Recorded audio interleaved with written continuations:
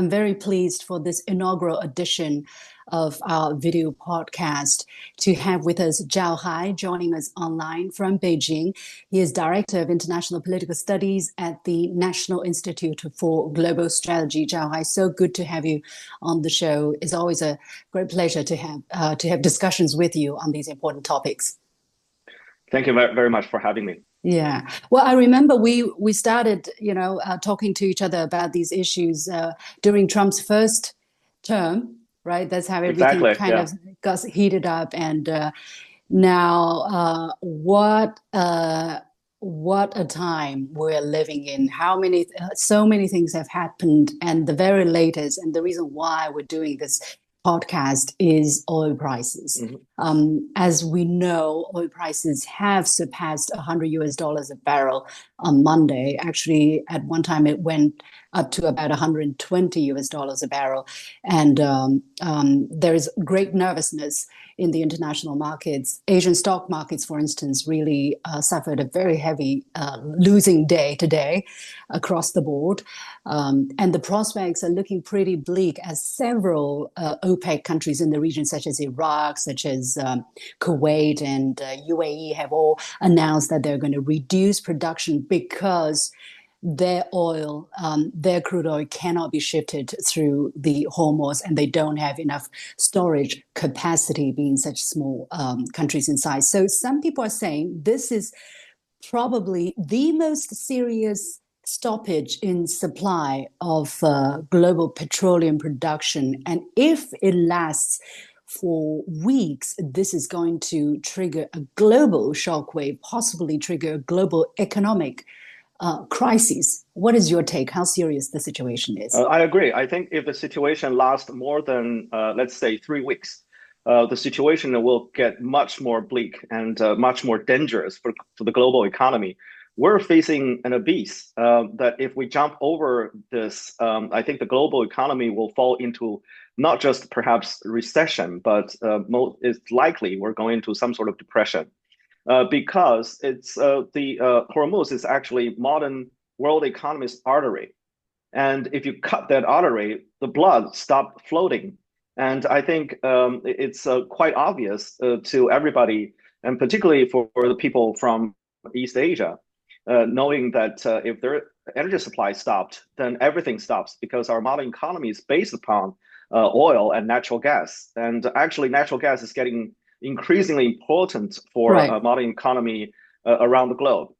And also, I think the reason is quite simple because not only we stopped floating the oil shipping out of the region, but also the storage is full.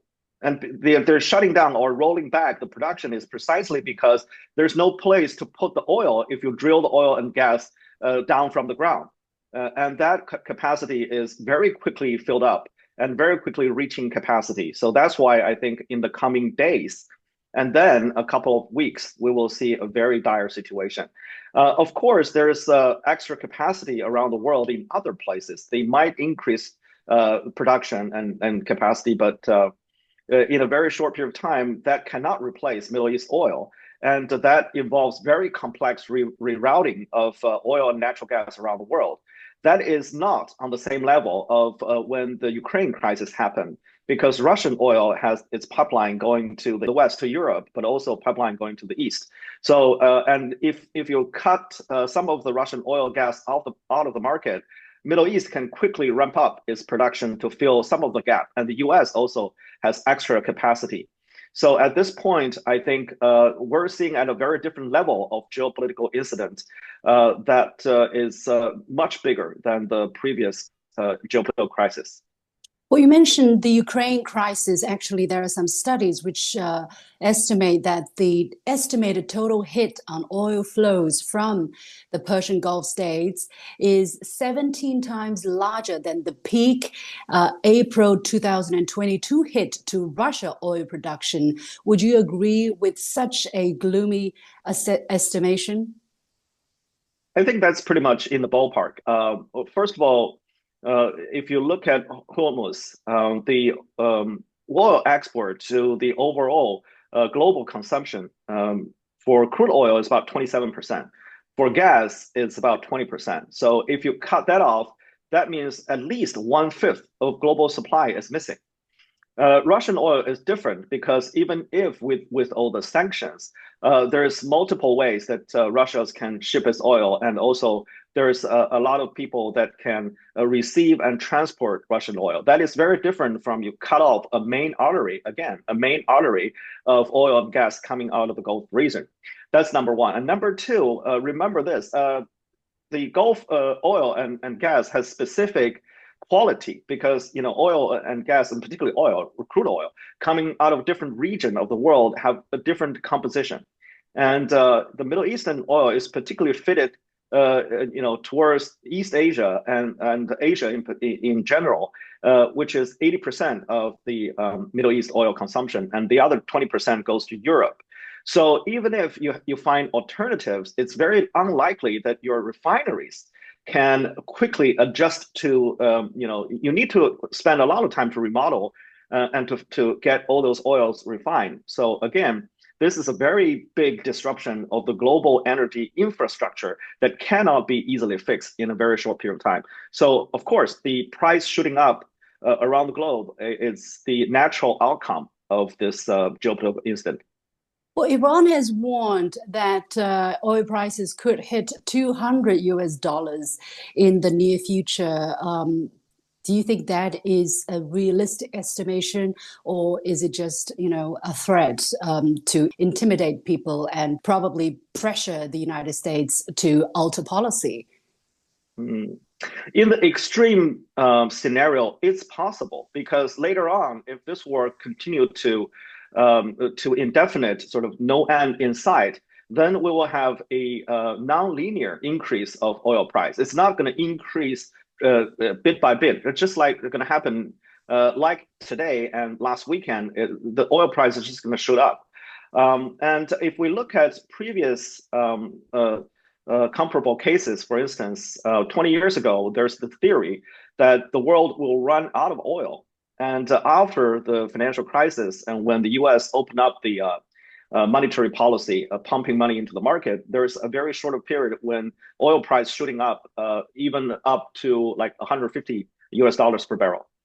So back then, it's a financial phenomenon or a sort of concern about supply and demand. Now it's a short shock. And in that shock, if the people who are seeking oil on the margin cannot find the oil, then the price will adjust accordingly. So it's not going to be staying at 100 or 120. It's very much likely that it's going to go up very quickly. However, again, when the price is a mechanism to adjust supply and demand, if we really go to 200, then a lot of demand will be depressed. Again, the whole economy will shrink accordingly to adjust to this new reality, and we will see a lot of economic hurt. How fit is the global economy at this juncture to weather such a potential shock? We're talking about the global economy, of course, but we're also talking about China, where I'm going to go and focus on more substantially. Yeah. I think overall we are late, meaning that people have reasons, for instance, particularly climate change, to push for energy transition in this world from oil, gas, carbon-based towards more renewable, sustainable energy supply and consumption.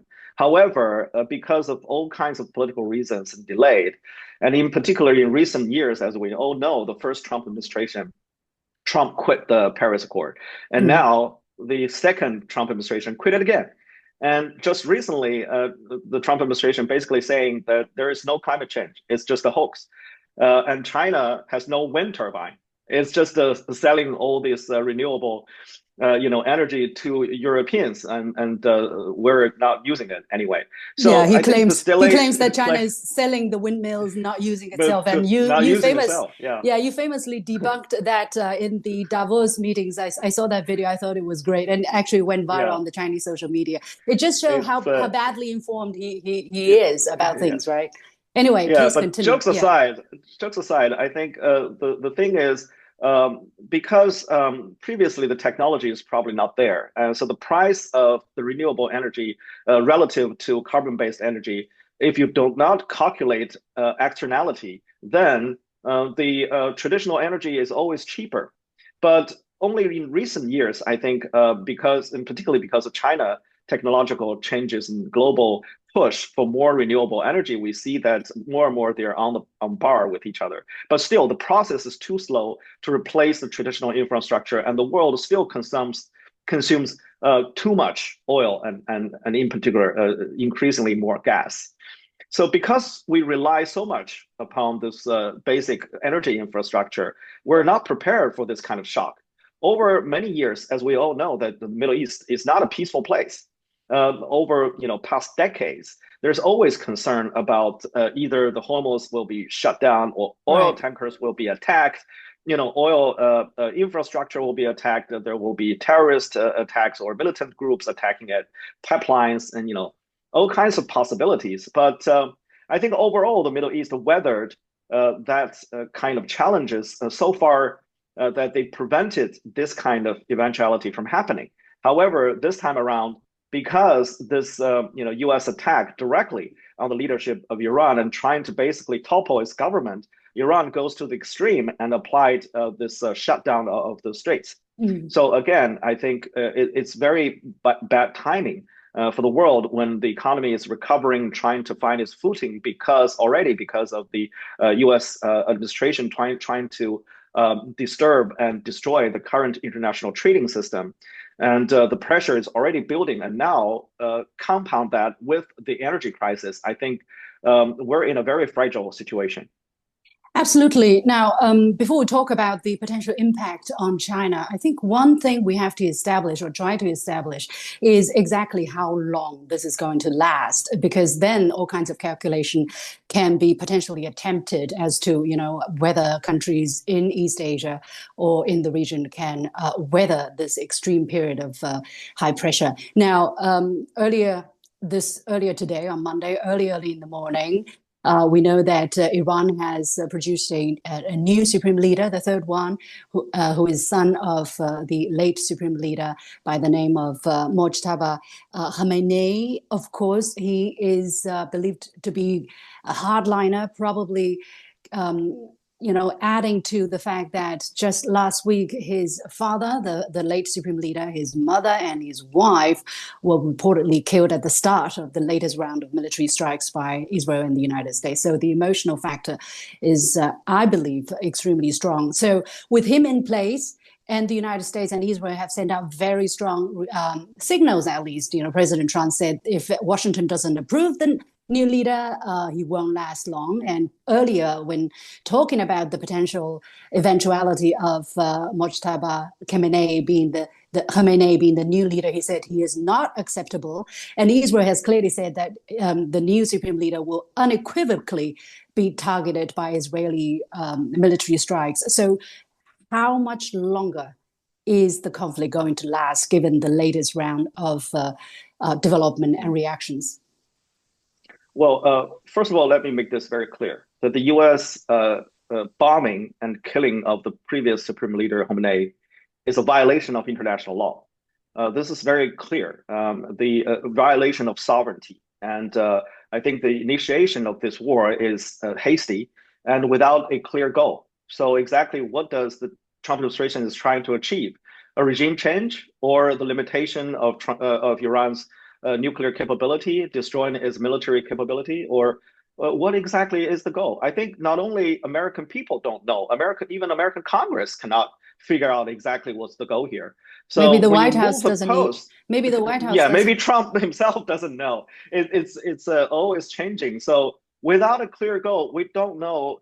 I don't think Iran knows even how to respond to this kind of national emergency and threat.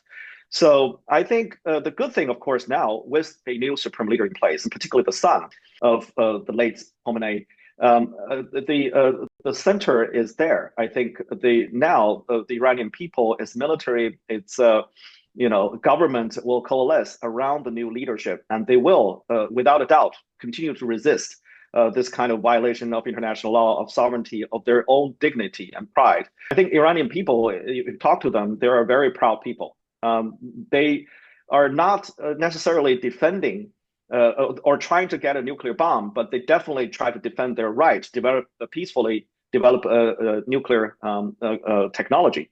So I think at this point, it's really up to Trump and also the Israelis to figure out how long they would persist and trying to continue to push.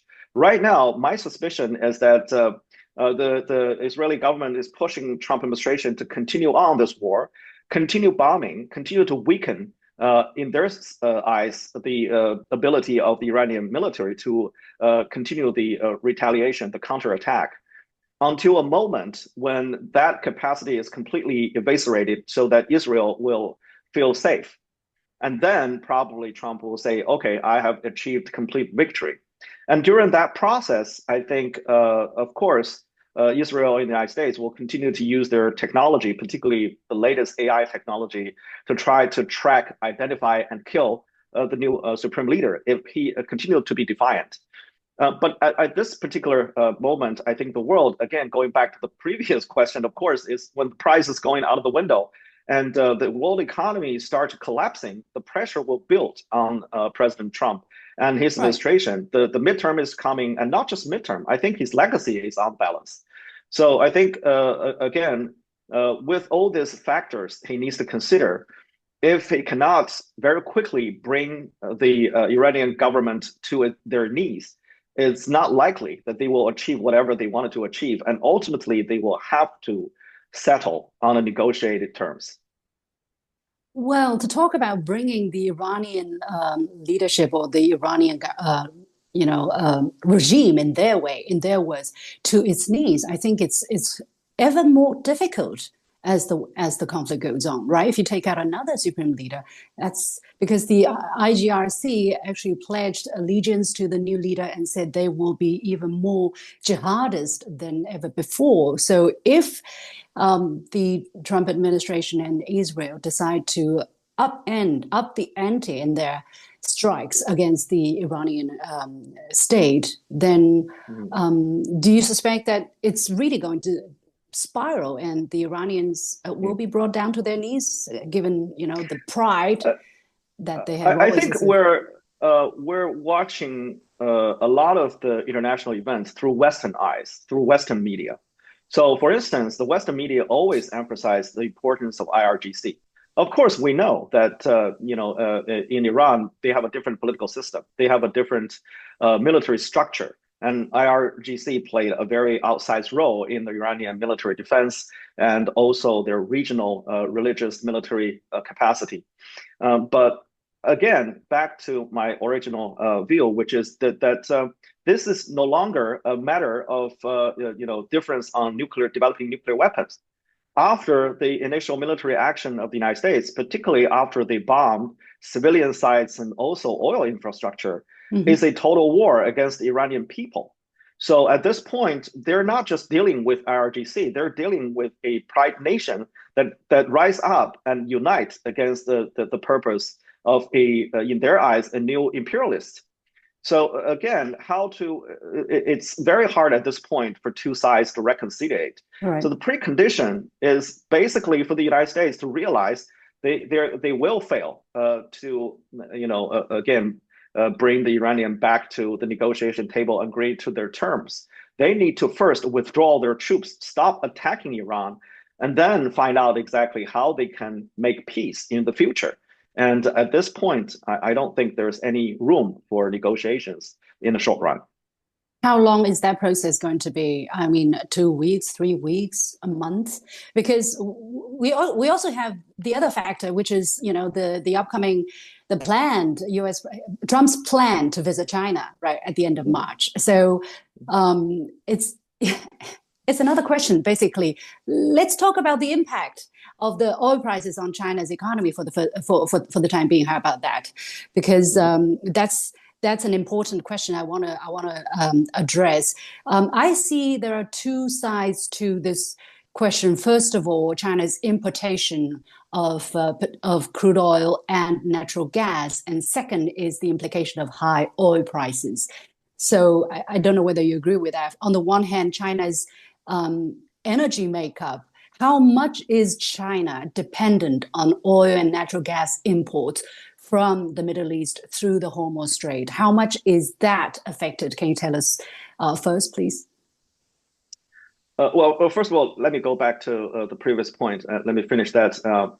So there will be a different stage, just like when Israel is negotiating with Hamas, and they are setting up a plan for stages of withdrawal troops in exchange for a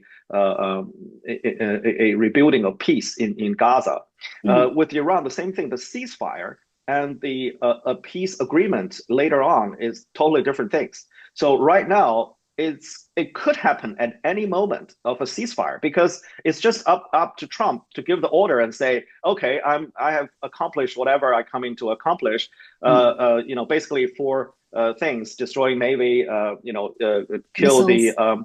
the get rid of the missile production capacity, and also stop enriching uranium producing of nuclear weapons, and then stop financing of regional militias. So I think even when this program is edited and going out, it's possible that the fighting has already temporarily stopped. But again, it's hard to predict exactly when Trump will change his minds. And back to China, I think at this moment, over the years, China has tried very hard to have energy, to achieve energy independence and reduce its reliance on the foreign oil. But still, I mean, China's dependency, overall energy dependency, has been greatly reduced, but still we're like, I think 40% of oil still coming out of the Middle East, particularly natural gas. Particularly natural gas over the years, we're growing actually more dependent on the natural gas from the Middle East, particularly Qatar, UAE. But I think some of those can be replaced by energy, oil, and gas from other part of the world, and also including when the price goes up, we can increase our domestic production because that's profitable after $100 per barrel. But again, if this is prolonged, we will also have a problem of energy supply. Yeah, the statistics that I have gotten my hands on, of course, also from reliable Chinese sources, is that China's dependency on imports of oil and natural gas is about 15%, 1/5 of China's total energy consumption. So 85% China is self-reliant. So there's the good news.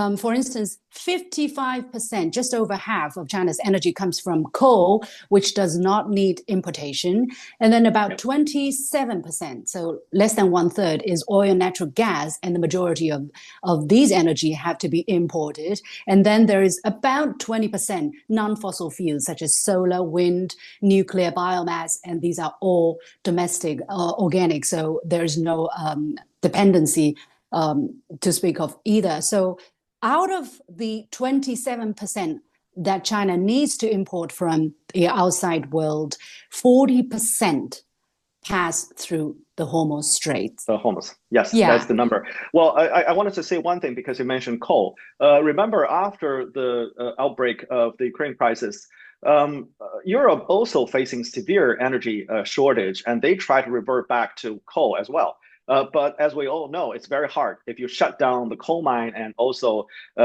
basically dismantle the coal firing power plants. Without that infrastructure, if you want to go back to coal, it's very difficult. And also in northern China, for instance, we've moved from coal gradually towards burning natural gas. And now if we want to go back, it's quite difficult. So I think the alternative, of course, is to turn up the renewable energy supply because we have excess capacity of renewables like wind and solar. Because it's so hard to storage, and the supply is going up and down. It's not stable. But of course, if we increase the storage capacity and also on-peak, off-peak adjustment through smart grid, then I think we can increase our percentage of our use of sustainable energy from the current about 20% to increase even higher. So are you saying that actually China is relatively in safe area when it comes to its energy security, even if the Hormuz Straits it could potentially be effectively closed for, let's say, a couple of weeks? Mm. Well, I think China will weather, of course, much better than our neighbors like South Korea and Japan because they're over 90%. In Japan's case, even higher, close to 100%, depending upon foreign oil and gas, and in particular from the Middle East. Of course, they will seek alternatives. They will seek alternative from the United States, from Australia, and perhaps from Latin America and other sources. But again, their storage also has, the strategic storage has capacity, and once they've depleted their strategic storage, then they will face a lot more problem than us.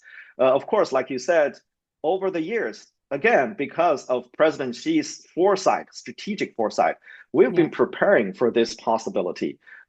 We've been seeking energy independence, using alternative energies, and just remember, recently we started building, hydro dams in southwest of China.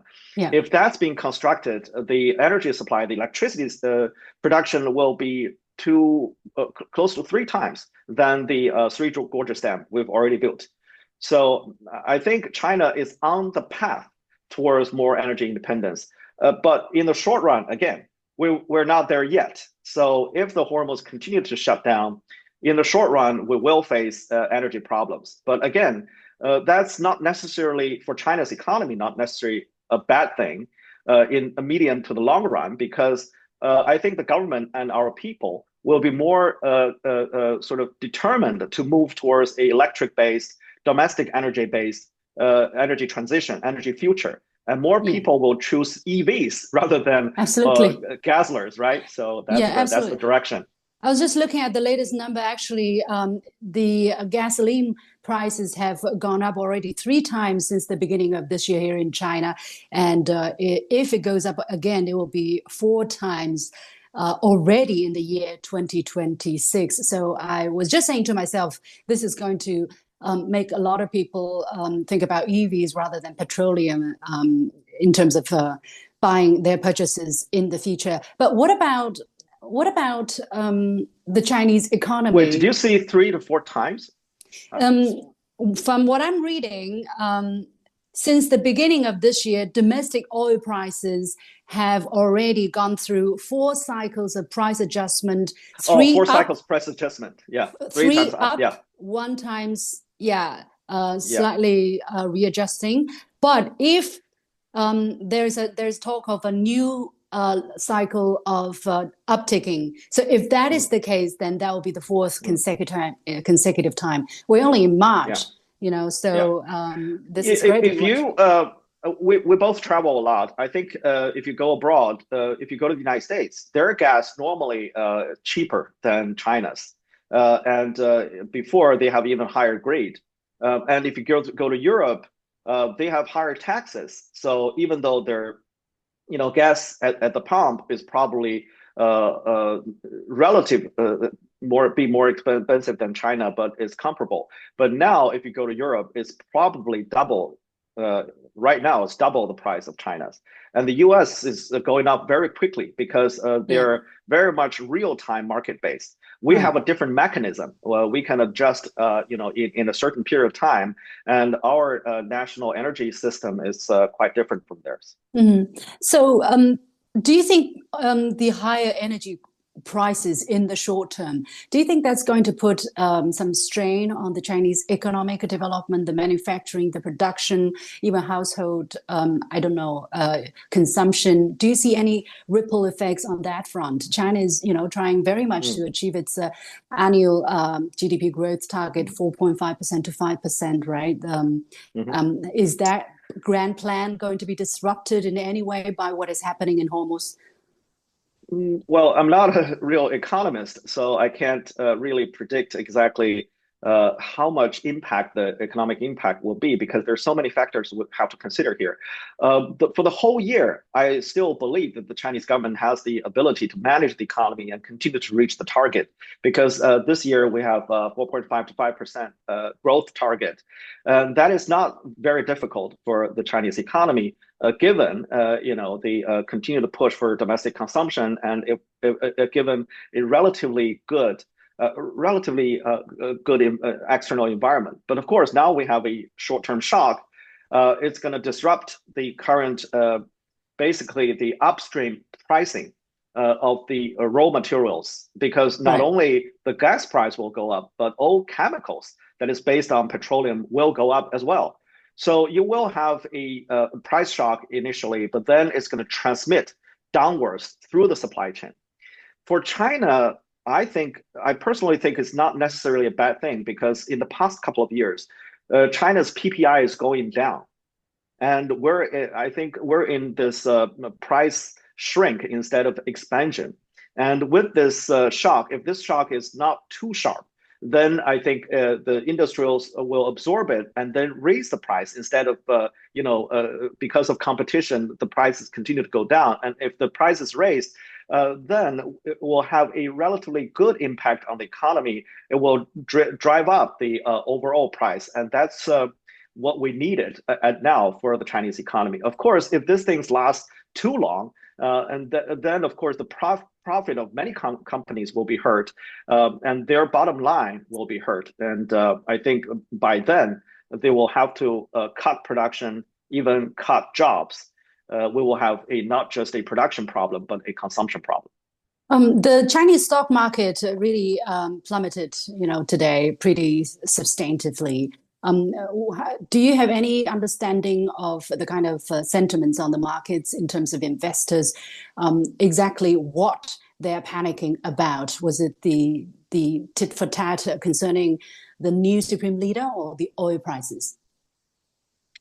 I think both. I think initially the Chinese market, if you look at the first days of the attack, the Chinese market didn't reflect a long-term sort of doom scenario, because it did okay, right? They did okay because they think this will end in a relatively short period of time. And because last year, that's what happened when Trump launched 12-day war and have a bombing raid against Iran. That has a very clear defined goal, and it was achieved relatively quickly, and Trump declared a victory. So this time around, people thinking maybe he's just doing this for flexing the muscle, showing the power of the U.S., and then get some scores for the midterm. And this time it's different. What was the trigger though? What was the trigger? It seemed all of a sudden, right? This weekend, over the weekend on Monday, everything kind of just, was it the new leader announcement? Because the Hormuz was not closed over the weekend. It already happened a couple of days before Monday. Well, again, this is a short-term versus a medium to long-term scenario contrast. If it is a short-term, the economy can manage, and people don't want to lose their current position. So if they sell their position and get it back, then it could change very quickly, and they lose their position. So they wanted to hold on. Right. And then when the situation is becoming more clear, the US wanted to stay for a long run. The Iranians will resist for the long run. And that's a huge problem when people realize that the ripple effect is transmitting very quickly, and people have to sell, have to leave their position. But I think the problem is that the news comes that the United States will not stop at 2 carrier striker groups, and they will move the third one into the region. That shows the resolve of the Trump administration, that they want to continue the war. And also, even though the CENTCOM shows that there's a reduced number of attacks from Iran, but Iran didn't cease their use of missiles and also drones. They continue to retaliate. So that means this exchange is going to go on for quite some time, and nobody dares to go across the Hormuz. So I think this is sort of a gradual realization of the worst case scenario becoming true, and that's when the market fallout is triggered. Is there, because basically Iran is saying they did not sealed off physically the strait. They basically, intimidated, deterred ships from trying to cross for fear of being stricken by Iranian fire. But there's reports saying Chinese ships, Russian ships, of course, Iranian ships will get the special treatment, will be able to, pass through the Hormuz Strait relatively safer. What is your understanding? Are such reports credible? No, I don't think those reports are credible. It's possible that one or two ships go through the Hormuz, racing and test their luck. It's very much possible. But again, we're talking about a massive number, large tankers going through a very narrow strait. So if we return to normal traffic, then I think that scenario is not possible at present because of the threat that you mentioned. So again, we can't rely our luck on just a very small number of ships flying Chinese flag, for instance, going through the Hormuz, and then the world economy will be fine. That's just not realistic. One most important thing is not well, of course, it's based upon Iranian threat, but people, I mean, tankers are not willing to go through. It's because they don't have insurance. The insurance companies no longer have cover their shipment going through that strait. Of course, Trump and the Trump administration is saying that they're going to subsidize Right. the insurance, Nobody but really. again, nobody's going to go through that. That's not. I mean, nobody even knows how that works. So again, this is all those ships over 400 something like tankers still will stay on both sides of the Hormuz Strait. Nobody's moving. Is it a credible? Because I've seen also reports, and the problem these days is it's like going to an antique market near Panjiayuan in the past, where you see 100 things and about one is genuine, and that's the feeling I'm getting, for the information picture. You see 100 pieces and you have to be extremely careful which one is credible, which one is relatively objective. I've seen something like China is sending some kind of ships to help safeguard Chinese interests, to escort, for instance, Chinese oil tankers. Is that happening to your knowledge? Could No, China be no. doing this? Again, I think for our audience, they have to realize that is a battleground. You have missiles, drones flying over. You have all kinds of dangerous situations over there. If we send our warships going into a war zone, then it's put our people in danger, our servicemen and women in danger, and that's not necessary. And also, it's not good for China. What is the goal for Chinese warships going there? To escort?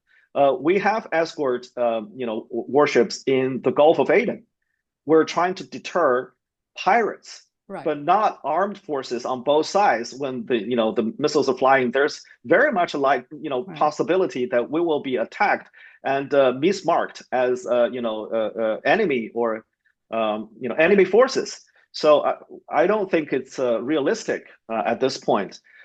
So that's what China did. China sent special envoy, a peacemaker into the region, Right. trying to bridge a deal between these two sides, and particularly trying to bring all stakeholders to say, this is not bearable for everybody, and particularly, those Gulf countries. They need to put pressure, and the global community needs to come together to put pressure on both sides, trying to reach a peace agreement, not necessarily adding more military forces to the region. Well, you need to work on the source of the problem instead of trying to put, band-aid over where it's bleeding potentially. That's why I Have you understand. noticed, just one more, have you noticed that the Western media, some of the sources, trying to get China involved? Right. Oh, they're talking about I China's mean, dilemma. They're trying to yeah, China's calculate on the part dilemma, of China. right? So a lot of the, let's say, China hawks or China haters are now very happy because they think they put on another chokehold on China, particularly on energy, and they think Iran is China's great ally, and therefore weakening or even destroying the government of Iran is somehow another victory for American imperialism. I mean, this And this is come after Venezuela. People out are of trying to Venezuela. connect Yeah, the they think dots. this is a sequence: Next, Venezuela, Iran, and then Cuba, maybe. I mean, North Korea or something like that. They think this is a winning strip for the Trump administration, and they will continue to win. I think this is really a hubris, and uh, they're not taking the lesson for the 20-year so-called war on terror. They have failed to invade Iraq, invade Afghanistan. They have to withdraw after spending lives and money in those areas. And now again, they're doing this again. This is really a short memory and short time ago. This is not some history, ancient history. So I think again, of course, we will have to wait until this is all over. But I think this hubris will not lead America to a winning place. no, no, and they're talking about Cuba being next while they're still deeply trapped in the Iran situation. Can you imagine? To me, that is like, what is there any sense at all left, in the mind of some of these people? But I want to focus on the U.S. economy, because the upticking of the oil prices probably comes as a bigger shock. As you say, U.S. gas prices at the pump is almost real time to the global crude oil prices. So Trump has already sent out social media tweets saying, it's a small price to pay. Don't worry about it. People who think differently are just fools. Only fools think differently, and all Mhm. capital letter. How do you read the fact that he's sending out these posts to potentially soothe people, right? To say, Yeah. don't worry, it's a small price to pay. Is the price hike worrying for him? Well, absolutely. Count me as one of the fools. I think this is really a wrong track for Trump if he wants to win the midterm election and continue his And he dig reign and with he majority of the Republicans. One thing is very yeah. clear. I think his political aides, is trying to keep him on track. From a month ago, when he goes to the Davos meeting, his script is basically talking again and again about affordability. He's winning in domestic economy. He's creating more jobs, having more investment, lowering oil price and giving people affordable life, and And trying to figure out peace. how to, yeah, and peace, and how to reduce credit card interest rate, how to lower the housing price, how to lower to resolve the problem of ACA, Yeah. healthcare. And now, I mean, of course, later on in the State of Union address, again, he's trying to address the affordability problem because that's the angle of attack from the Democrats. And also, that's very much people's focus. In the most recent polls, poll after poll, people's focus is on inflation, is on affordability issues, Right. it's the economy, it's stupid, right? But now Trump has attacked Iran and pushing up the oil price, and there's no end in sight. So I think if this lasts longer, then his base will definitely be falling apart because a lot of the people who support him rely on oil price because that's the traffic they need to go every day, the commute, and they need oil. If the gas price, for instance, double, then their income will be cut 10-15%. That's a very big problem for the affordability of the people and will be a major issue for the midterm election. Does it still matter how long this lasts? I mean, is the urgency greater for them that the oil price is capped at an affordable level for the American voters? I think at this point, the damage is done. There's no reverse back because people realize, particularly his base, realize number one, he's not a true MAGA. He's not a true America first. Look at Tucker Carlson. Look at Taylor Grain, Major Grain. They're the original MAGA people. They wanted to put America first, and now Trump is actually following neocon war plans, attacking Iran. That's the script from like 25 years ago. So that's damage number one. And damage number two is that the oil price is already going up, is not likely going down very quickly, even if they release strategic petrol reserve. And if this lasts longer, then people's memory will remember this. And I think this is not quickly or easily erased, even if they stop the war right now and the price goes down. But then I think there are other factors remaining in the US economy that will continue to make the inflation very sticky. So again, I think the damage is done in recent, regional, local elections. You can see there's a tide, a wave coming at him. I think this, if we call Iran a gamble, we will see what the outcome is. So far, it's not looking good. Do you predict that Iran will win this war? I think this war has no winner. If you look at Iran after this bombing, Iran will be much more weakened nation and economy. Already, the U.S. has been putting a economic strangle on Iranian economy. Its oil is not moving out, and the inflation is quite high, and people's life is miserable. And after this attack, Iran will. I don't think the U.S. will get rid of the sanctions against Iranian even after this war, because if they cannot achieve their goal, even if they reduce the military attack, the economic attack will remain intact. They will continue to try to strangle their economy.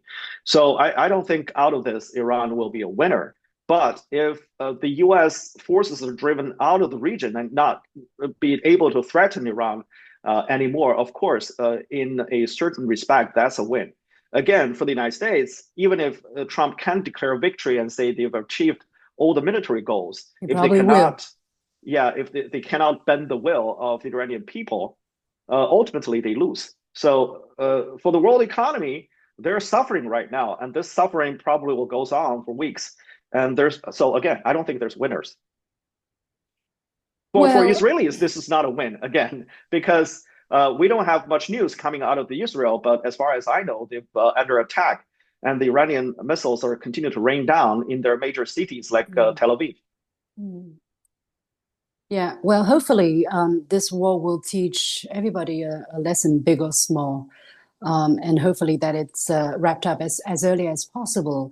But one factor which is very important, as I mentioned earlier, is President Trump's his own plan, his own wish to visit China at the end of March. Well, the exact date we don't know yet, has not been officially announced on the Chinese side, but China's top diplomat, Mr. Wang Yi, just said yesterday, he didn't say exactly whether this is happening or not, but he said this year is a big year for China-US relations. He says the agenda of high-level exchanges is already on the table.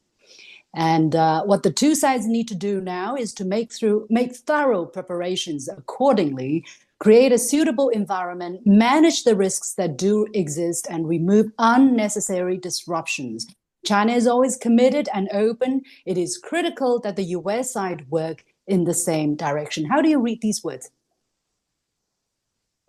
Well, I think China is a large, world's second largest economy, and by other standards, probably world number one.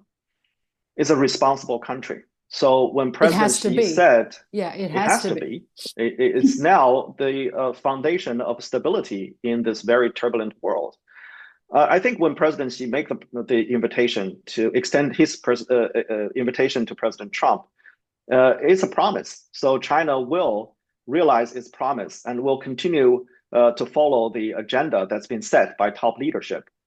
Because the two most important countries in the world needs to talk with each other, and the head of the state diplomacy must be accomplished to make sure that this most important bilateral relationship remains stable. Yeah. And I mean, particularly in this current environment. So, but again, I think there are many conditions needs to be met before this high-level visit can be realized. Because if there's no for instance, agreement on both sides, then what's the meaning of the visit, right? And then if the United States continue to challenge and to damage China's economic political interest, then why would we invite him and talk to President Trump?